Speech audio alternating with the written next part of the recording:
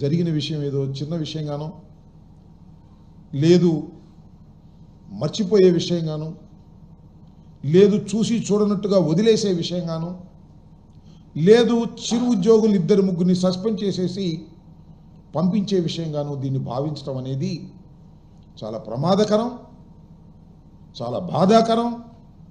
అలా చేస్తే ప్రజాస్వామ్యంలో ప్రజలు క్షమించరు, భగవంతుడు శ్రీ వెంకటేశ్వర స్వామి కూడా క్షమించని ఈ సందర్భంగా నేను మనవి చేస్తున్నాను.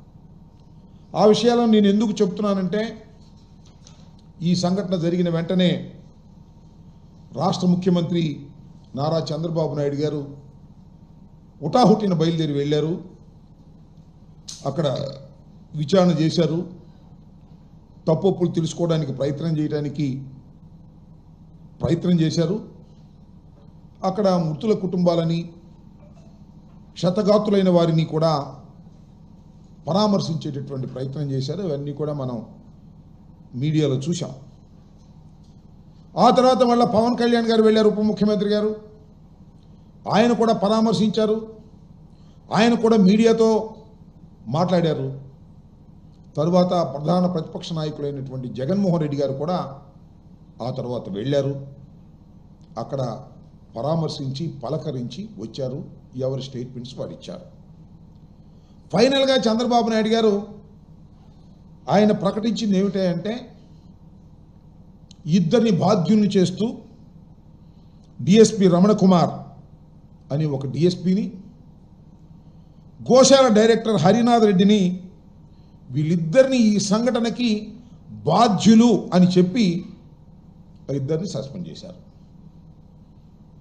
సరే, కొన్ని పత్రికలు రాశాయి, వారికి సంబంధించిన పత్రికలు అద్భుతంగా స్పందించారు, తక్షణమే యాక్షన్ తీసుకున్నారు, ఇద్దరిని సస్పెండ్ చేశారు అని గొప్పగా చెప్పుకోవడానికి ఆ పత్రికలు ప్రయత్నం చేశాయి, ఆ టీవీలు ప్రయత్నం చేశాయి.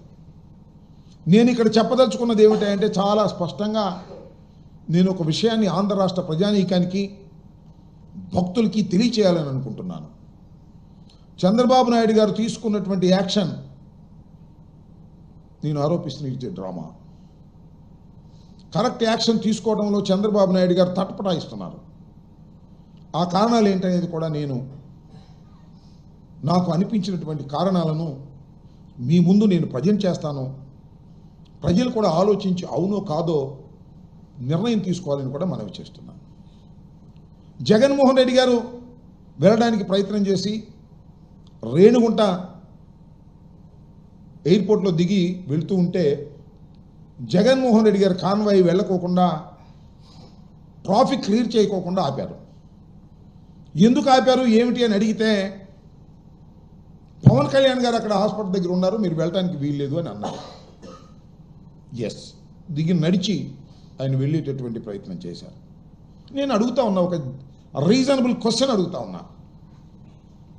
సంఘటన జరిగింది, ముఖ్యమంత్రి గారు వెళ్ళారు, ఎందుకు ఉప ముఖ్యమంత్రి గారు ఆయనతో పాటు వెళ్ళలేదు? సపరేట్గా ఎందుకు వెళ్ళాల్సి వచ్చింది? ముఖ్యమంత్రి గారితో పాటు ఆయన టీం అంతా ఉంది. ఎండోమెంట్స్ మినిస్టర్ ఉన్నాడు, హోమ్ మినిస్టర్ గారు ఉన్నారు, రెవెన్యూ మంత్రి గారు ఉన్నారు. వాళ్ళతో పాటు ఈయన ఎందుకు వెళ్ళలేదు? సపరేట్గా ఎందుకు వెళ్ళారు? అంతా ఒకే క్యాబినెట్ కదా, పార్టీలు వేరే అయినప్పటికీ కూడా. అంటే ముందు చంద్రబాబు నాయుడు గారు వెళ్తారు, వాళ్ళని పలకరిస్తారు, తర్వాత ఉప ముఖ్యమంత్రి గారు వెళ్తారు, పలకరిస్తారు, ఈ లోపల టైం అయిపోద్ది, జగన్మోహన్ రెడ్డి గారికి వే దొరకదు అనేటువంటి ఆలోచనతోనే ఈ కార్యక్రమం చేశారనేది నేను అభిప్రాయపడుతున్నాను. నేను ఆరోపణ కూడా చేస్తున్నాను, కాదని చెప్పమని నేను అడుగుతా ఉన్నాను. ఈ విధంగా జగన్మోహన్ రెడ్డి గారు అక్కడికి వచ్చి పరామర్శిస్తే వాస్తవాలు ప్రజలకు తేల్తాయి, అర్థమవుతాయని ఒక చిన్న భయం వారి వెంటాడటం వల్లనే ఇలాంటి స్టెప్స్ తీసుకున్నారు. అయినా జగన్మోహన్ రెడ్డి గారు వెనక్కు రాకోకుండా నడిచి వెళ్ళి అక్కడ క్షతగాతులని పరామర్శించి మీడియాలో తన అభిప్రాయాన్ని చెప్పి రావడం జరిగిందని కూడా ఈ సందర్భంగా నేను చెప్పదలుచుకున్నాను. రెండో అంశం ఏంటంటే ఇందాక నేను చెప్పినట్టుగా జరిగినటువంటి సంఘటన మరపు రాని సంఘటన, ఘోరమైన సంఘటన. తిరుమల తిరుపతి దేవస్థానపు చరిత్రలో ఊహకందినంత దూరం వరకు కూడా ఎప్పుడూ జరగనటువంటి అతి ఘోరమైనటువంటి సంఘటన, అతి ఘోరమైనటువంటి తప్పిదం. Subscribe to Social TV Telugu for more videos. Hit the bell icon for faster updates.